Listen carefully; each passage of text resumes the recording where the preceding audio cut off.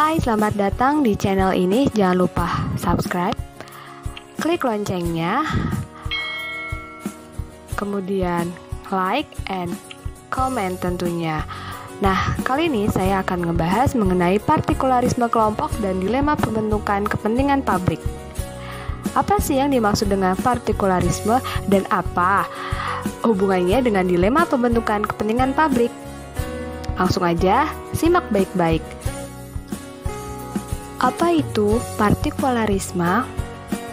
Dalam Kamus Besar Bahasa Indonesia, partikularisme diartikan sebagai sistem yang mengutamakan kepentingan pribadi di atas kepentingan umum, baik di aliran politik, ekonomi, kebudayaan, semua mementingkan daerah atau kelompok-kelompok khusus.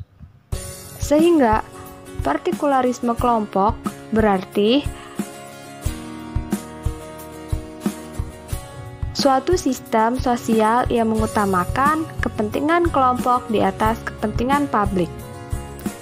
Sementara dilema diartikan sebagai situasi sulit yang mengharuskan orang menentukan pilihan antara dua kemungkinan yang sama-sama tidak menyenangkan atau tidak menguntungkan, atau bisa pula sebagai situasi sulit dan membingungkan. Kemudian, publik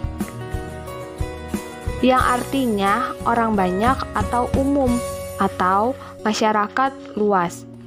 Sehingga kepentingan publik berarti kepentingan orang banyak atau umum atau kepentingan masyarakat luas. Konsep kepentingan publik merupakan suatu konsep yang akan terus berubah sesuai dengan waktu dan kondisi, di mana definisi kepentingan publik akan terus berubah dan tidak akan berakhir seiring dengan tuntutan perkembangan zaman.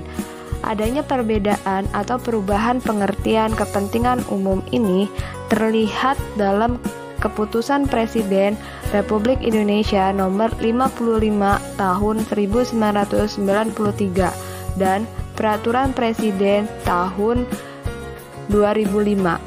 Dalam Kepres Tahun 1993, yang dimaksud kepentingan umum adalah kepentingan seluruh lapisan masyarakat, yaitu tidak dibatasi apakah kepentingan umum tersebut untuk mencari keuntungan atau tidak.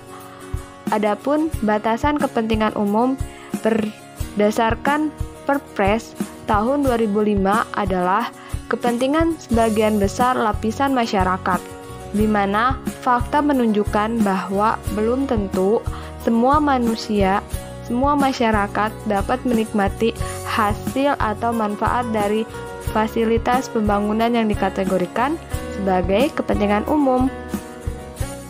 Nah, sekarang kalian sudah tahu bukan apa sih yang dimaksud dengan partikularisme kelompok dengan kepentingan kelompok?